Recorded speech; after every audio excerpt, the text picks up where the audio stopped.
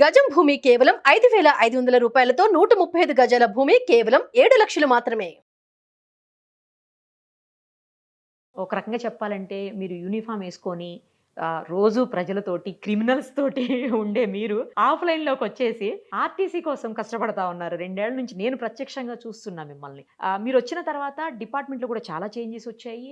Same time revenue పరంగా కూడా changes వచ్చాయి. కొత్త బస్సులు వచ్చాయి. తర్వాత ఎలక్ట్రికల్ బస్సులు, చాలా ఇన్నోవేషన్స్ వచ్చాయి. మాకు హ్యాపీ, ప్రజా రవాణా వ్యవస్థలో మీరు ఉన్నందుకు హ్యాపీ.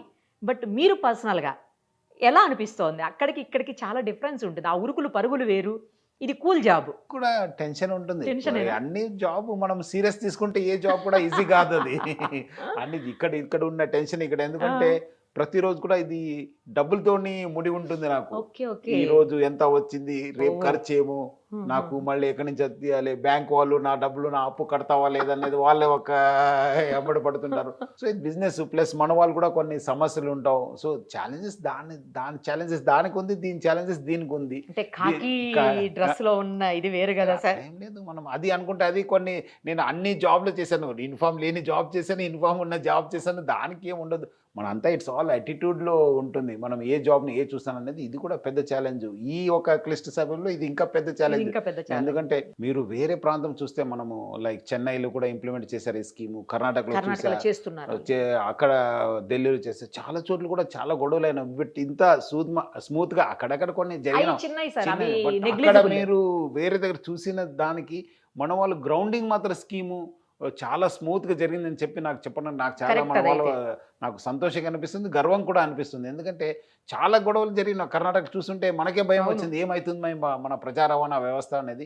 బట్ ఇప్పుడు చూస్తుంటే ఇది మనకు మేలు జరిగే ఒక స్కీము, ప్రజా రవాణాకు మేలు జరిగే స్కీమ్ అనిపిస్తుంది ఇది. సో నాకు అక్కడైనా ఇక్కడైనా జాబే బాగా సంతృప్తి ఉంది. ఉందా సార్? చాలా బికాజ్ ఆఫ్ యూ ఓన్లీ ఇక్కడ ఇంత స్మూత్ రన్నింగ్ ఉందేమో నేనైతే అనుకుంటున్నాను. ఎందుకంటే ఒక పోలీస్ ఆఫీసర్గా మీరు చట్టాన్ని సక్రమంగా అమలు చేసినటువంటి వ్యక్తి, అలాంటి వ్యక్తి ఇక్కడ ఉండబట్టే మేబీ ఇది కూల్గా రన్ అవుతుందేమో. బట్ ఏమంటే మన వాళ్ళు కూడా చాలా, it's all again depends upon the leader. ఏ సంస్థ కూడా బాస్ బాగానే ఉంటే డెఫినెట్లీ మన వాళ్ళు కూడా తగ్గట్టుగా మనం కూడా ఉంటాం. మనం కూడా మన వాళ్ళని బాగా చూసుకోవడం జరిగింది. అట్లా ఏదో ఓన్లీ యాజమాన్యం మనం ఓన్లీ వాళ్ళపైన మనం టాస్క్ ఇవ్వకుండా దాదాపు ఇప్పుడు 9 DAలు ఇవ్వడం జరిగింది. వాళ్ళకు మెరుగైన హెల్త్ స్కీమ్ ఇంప్లిమెంట్ చేస్తున్నాను. మనం వాళ్ళ పిల్లలు కూడా అంతకుముందు బ్రెడ్ విన్నర్ స్కీమ్ కింద జాబ్స్ లేదు, ఇప్పుడు దాదాపు 500 మందికి జాబ్ ఇవ్వడం జరిగింది.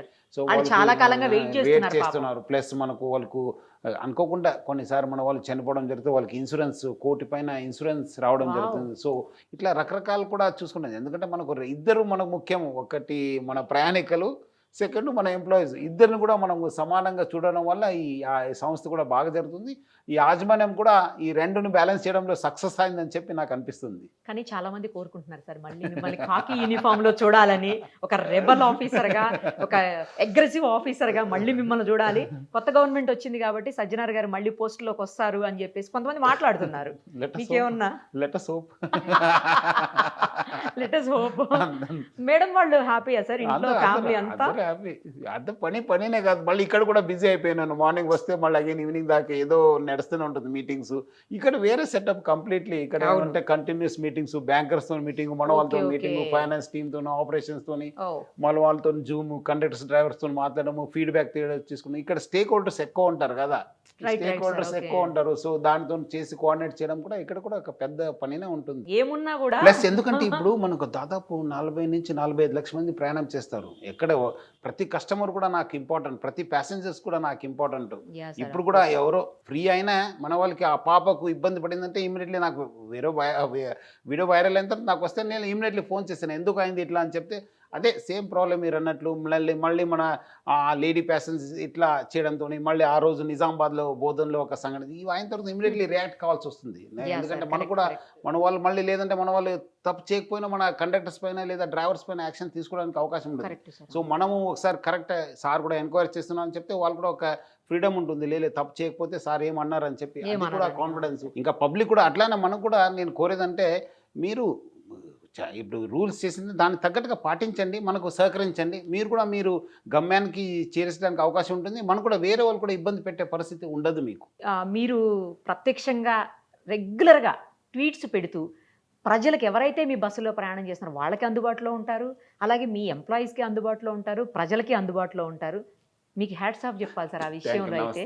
Thank you madam. మీకు ఎందుకని మీరు ట్వీట్స్కి అంత బాగా రియాక్ట్ అవుతారు, రిప్లై ఇస్తారు, లేదా ఇష్యూ జరిగిన వెంటనే మీరే ట్వీట్ చేస్తుంటారు? అంటే ఇప్పుడు సమస్య నా దృష్టికి వచ్చిన తర్వాత దానిపైన యాక్షన్ తీసుకున్నానా లేదంటే వాళ్ళు ఇచ్చిన సజెషన్స్ నేను యాక్సెప్ట్ చేశాను లేదా వేరే దగ్గర ఇది కాకుండా చూసుకోవాల్సిన బాధ్యత నా పైన ఉంది. ఇది కూడా ఇది కమర్షియల్ సంస్థ, ఇది ఏదో మనము ప్రభుత్వం ఇస్తుంది అందుకు మనం కాదు, మనం కూడా సొంతంగా మనం కూడా సాటిస్ఫైడ్ చేయాలి, మనం కూడా మన ఎంప్లాయీస్ని సాటిస్ఫైడ్ చేయాలి, ఇక్కడ ప్యాసింజర్స్ కూడా సాటిస్ఫైడ్ చేయాల్సిన అవసరం ఉంటుంది. సో దానికి తగ్గట్టుగా మనము వాళ్ళు ఇచ్చే సజెషన్స్ కావచ్చు, ఇచ్చే కంప్లైంట్స్ మనం రియాక్ట్ కాకపోతే మళ్ళీ ఇంకోటి ప్యాసింజర్స్ నాకు రారు. డెఫినెట్లీ ఆయన 100 మందికి చెప్తారు, 100 మంది 1000 మంది వెళ్ళిపోయి మా సర్వీస్ బాగలేదంటారు. అది కాకుండా ఉండడానికి మనము యాజ్ ఇట్స్ రెగ్యులర్ యాక్టివిటీ, మనము కస్టమర్తో ఇంటరాక్షన్ కావడము, వాళ్ళతో కాంటాక్ట్ పెట్టుకోవడం అనేది ఇంపార్టెంట్. దానికి అందుకు విలువ ఇవ్వడం జరుగుతుంది. దానికి తగ్గట్టుగా మీరు అన్నట్లు కొంత నాకు కూడా, ఎందుకంటే ఈ పోలీస్ నుంచి రావడం, కొంత ఈ కొన్ని యాక్సిడెంట్స్ పైన పెడుతుంటాను, సైబర్ క్రైమ్ పైన పెడుతుంటాను, ఎకనామిక్ ఆఫీసర్స్ ప్రజలు కూడా అవేర్నెస్ రావాలి. ఇది ఎందుకంటే మనం ఏదో అయిపోయిన తర్వాత వచ్చి మళ్ళీ మనము నష్టం అయిన తర్వాత వచ్చి మనం బాధపడేపోతే ముందునే ఇట్లా జరుగుతుంది, ఇట్లా చూడండి అని చెప్పడానికి కొంత అవేర్నెస్ కార్యక్రమం, ఈ వీడియోస్ కూడా ట్వీట్స్ కూడా పెట్టడం జరుగుతుంది. అందులో అయితే నాకు 2 బాగా గుర్తున్నాయి సార్. ఒక అమ్మాయి వాళ్ళ విలేజ్కి బస్సు లేదు అని చెప్పి ట్వీట్ చేస్తే ఇమీడియట్గా 2 డేస్లో మీరు బస్సు అరేంజ్ చేస్తారు. నాకు విలేజ్ పేరు గుర్తులేదు. తర్వాత ఇంకో అమ్మాయి అయితే నైట్లో టాయిలెట్స్ ఇబ్బంది అవుతుంది, వాష్రూమ్కి వెళ్ళలేకపోతున్నాము, బస్సు ఎక్కడైనా వాష్రూమ్ దగ్గరలో ఆపించండి సార్ అని మీరు ట్వీట్ చేస్తే ఇమీడియట్గా మీరు అమ్మాయికి రిప్లై ఇచ్చారు, రియాక్ట్ అయ్యారు, ఆ బస్సులు నైట్లో ఆగేలాగా మీరు ప్లాన్ కూడా చేశారు. నాకు ఈ 2 అయితే బాగా అనిపించింది సార్. అదే మనం ఎందుకంటే ఇలాంటిది మనం ఇంటరాక్షన్ లేదంటే వచ్చేది కాదు. మన వాళ్ళు కూడా ఏమవుతుందంటే దాదాపు 40 to 50 lakhs 40-45 lakhs ప్యాసింజర్స్ మనము ట్రావెల్ చేసినప్పుడు డెఫినెట్లీ బాగా ప్రెషర్ ఉంటుంది, మన వాళ్ళకి చాలా ప్రెషర్ ఉంటుంది. సంఘటన ఎవరైతే విన్నర్ ఉన్నారో పల్లవి ప్రశాంత్ అనే అబ్బాయి, ఆ విన్నర్కి సంబంధించిన వాళ్ళు ఆర్టీసీ బస్సులను కొన్నింటిని ధ్వంసం చేశారు. వాళ్ళ మీద కేసు కూడా పెట్టినట్టున్నారు ఆర్టీసీ అధికారులు.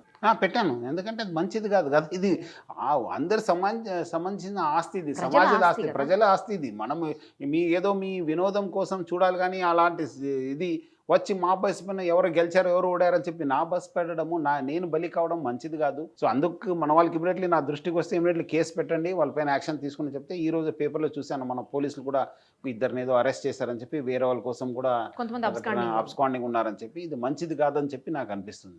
అదే విషయంలో సిపిఐ పార్టీ నారాయణ గారు మిమ్మల్ని కామెంట్ చేశారు కొన్ని, మీరు ఎందుకు ఆపలేదు, మీరు ఎవరైతే నిర్వాహకులు ఉన్నారో, ఎవరైతే షోని రన్ చేస్తున్నారో వాళ్ళ మీద యాక్షన్ తీసుకోండి, నాగార్జున గారిని తదితరులు అందరి మీద తీసుకోండి తప్ప వీళ్ళ మీద ఎందుకు యాక్షన్ తీసుకుంటున్నారని చెప్పేసి మిమ్మల్ని అంటున్నారు. ఆయన మీకేం సంబంధం అనేది నాకు అర్థం కాలేదు. క్రైమ్ సంబంధించిన వాళ్ళు కదా, ఇప్పుడు వాళ్ళు అనేది అంటే అదేదో షో ఉంది, షోలో ఉన్నప్పుడు కొంచెం అటు ఇటు ఉంది. సో వాళ్ళకు నారాయణ గారికి ఆ షో పైన అభ్యంతరం ఉంది, దాని తగ్గ వాళ్ళు కూడా కోర్టుకి వెళ్ళారు, కోర్టులో కూడా వాళ్ళు సక్సెస్ కాలేకపోయారు. బికాస్ అది కూడా కాకుండా ఇది మనకు కూడా మీ సీరియల్స్ కావచ్చు, ఫిలిమ్స్ కావచ్చు కూడా సెన్సార్ బోర్డు ఉంది, దానికి తగ్గట్టుగా వాళ్ళు కూడా రన్ చేయడం జరుగుతుంది. దీంట్లో ఈ పరిస్థితిలో ఇది ఆర్టీసీ అంటే నా సంస్థ, మన సంస్థ, దీనికేమో నష్టం జరిగితే డెఫినెట్లీ మీరు అంతకుముందు కూడా చూశారు, మన పైన ఎవరో అపయాసంగా అడ్వర్టైజ్ పెడితేనే నేను వదలలేదు వాళ్ళు. కరెక్ట్ అవును. ఎందుకంటే ప్రజా రవాణా వ్యవస్థ అనేది అందరిది, ఇది ఏదో పేదవాళ్ళు ప్రయాణం చేస్తారు, మధ్యం వాళ్ళు తరగతి వాళ్ళు ప్రయాణం చేస్తారు, ఎట్లా కావాలో అట్లా వాళ్ళని